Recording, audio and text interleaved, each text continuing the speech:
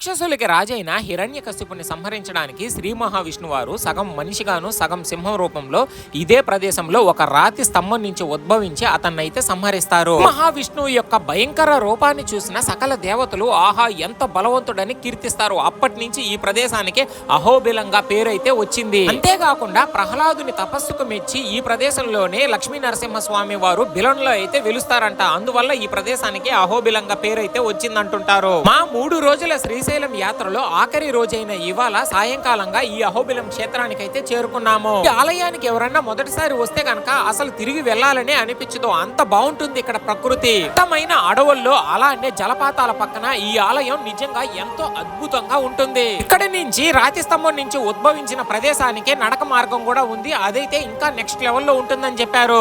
మార్గం ద్వారా ఆ రాతి స్తంభం దగ్గరికి వెళ్లాలంటే కనీసం 5 నుంచి 6 గంటల టైం అయితే పడుతుందంట. నెక్స్ట్ టైం వీలుంటే తప్పకుండా ఆ ప్రదేశానికి చేరుకొని మీ అందరికీ ఆ వీడియోని అయితే అందిస్తాను. దర్శనం అయితే చాలా బాగా జరిగిందండి. బయటకు వచ్చిన తర్వాత ఈ ప్రదేశంలోనే అన్నదానం అయితే చేస్తున్నారు. రేపటి వీడియోలో అన్నదాన సత్రం గురించి చూపిస్తాను. తప్పకుండా ఫాలో అయిపోండి.